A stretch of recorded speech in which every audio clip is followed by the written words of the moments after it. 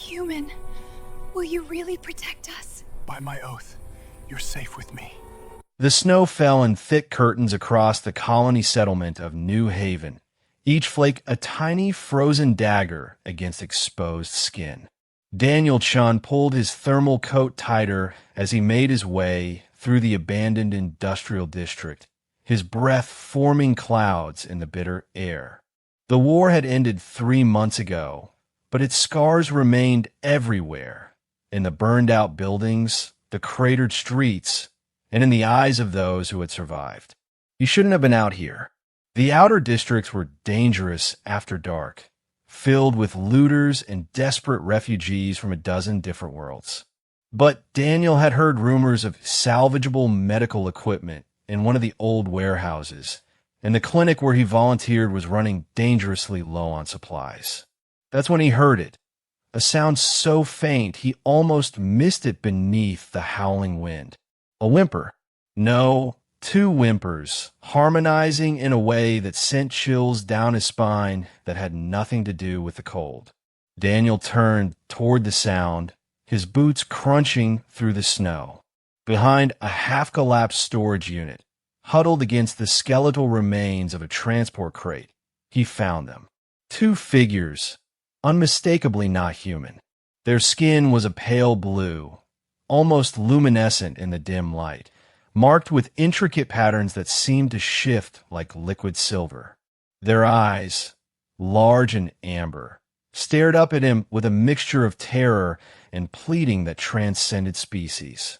They were young, he realized, barely more than children by the look of them, and they were dying. Their clothing, if it could even be called that, consisted of tattered scraps that provided no protection against the sub-zero temperatures. One girl's arm hung at an unnatural angle, clearly broken. The other had a deep gash across her shoulder, the blood frozen in dark rivulets down her chest. They were holding each other, their bodies shaking so violently that Daniel could hear their teeth chattering from several feet away. "Christ," he whispered. At the sound of his voice, they tried to scramble backward, but they had nowhere to go. The one with the broken arm let out a cry of pain, and the other pulled her closer, protective despite her own injuries. Daniel raised his hands slowly, palms out. "It's okay. I'm not going to hurt you." He knew they probably couldn't understand his words, but he hoped his tone would convey his meaning. The girls stared at him, trembling. They were Theran, he realized, a species that had fought on the losing side of the war. Their people had been driven from the colony worlds, their ships destroyed, their soldiers executed. Those who remained were considered enemies, treated worse than vermin by the other species. Even humans, who prided themselves on their compassion, often looked the other way when Theran refugees were denied aid or shelter. Daniel had seen it himself at the clinic. The turned backs, the whispered slurs, the lost paperwork that prevented Theran from receiving medical care. It made him sick, but he was just one volunteer. What could he do? Now, looking at these 2 terrified girls, he knew exactly what he could do. He shrugged off his thermal coat and stepped forward. The girls flinched, but he moved slowly, carefully, until he could drape the coat over both of them. It was large enough to cover their shaking forms, and he saw the immediate relief in their eyes as the warmth enveloped them. "Come on," he said gently. "Let's get you out of here." He reached out his hand. For a long moment, neither girl moved. They looked at each other, communicating in that silent way that siblings often did, regardless of species. Then, slowly, the one with the shoulder wound reached out and placed her 3-fingered hand in his. Her skin was ice cold. Daniel carefully helped her to her feet, then turned to the other girl.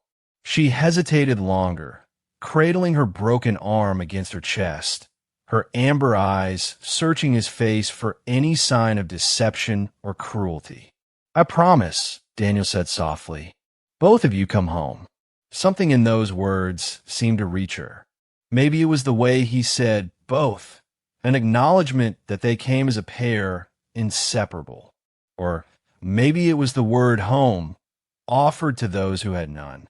Whatever it was, she let him help her up, wincing as the movement jostled her injured arm. The walk back to Daniel's apartment took nearly an hour. He had to move slowly, supporting both girls as they stumbled through the snow. More than once, they passed other humans on the street, and Daniel felt their stares, heard the muttered comments. He ignored them all, his jaw set in determination. Let them stare. Let them whisper. These girls needed help, and he would provide it. His apartment was small and cluttered, filled with medical texts and cheap furniture, but it was warm. The moment they stepped inside, both girls seemed to collapse, their legs no longer able to support them. Daniel caught them, guiding them to his couch, wrapping them in every blanket he owned. Over the next few hours, he worked with calm efficiency. He set the broken arm, stitching and bandaging the shoulder wound with supplies from his personal kit. He made them hot soup, which they drank with desperate hunger, their hands still shaking around the bowls. He ran a warm bath, averting his eyes as they helped each other clean away the grime and blood. Throughout it all, they watched him with those luminous amber eyes, as if waiting for the moment he would reveal his true intentions. As if kindness was a trap they had learned to fear. It wasn't until they were clean, bandaged, and dressed in his old shirts, comically oversized on their slender frames, that one of them finally spoke. What? The word was heavily accented, her voice like wind chimes. Daniel looked up from where he was preparing makeshift beds on the floor, since they had refused to take his bed. Why what? Why help? The other one asked, her repaired arm resting in a sling. We are Theron. Humans hate us. Daniel sat back on his heels, considering his answer. Not all humans, he said finally. Some of us still remember that before we were enemies, we were just people, just beings trying to survive in a harsh universe. He smiled gently. Besides, you're not soldiers. You're just kids who needed help. What if the first girl started, then stopped, struggling with the words? What if someone finds out? You could be punished. Let them try, Daniel said with more confidence than he felt. You're under my protection now. Both of you.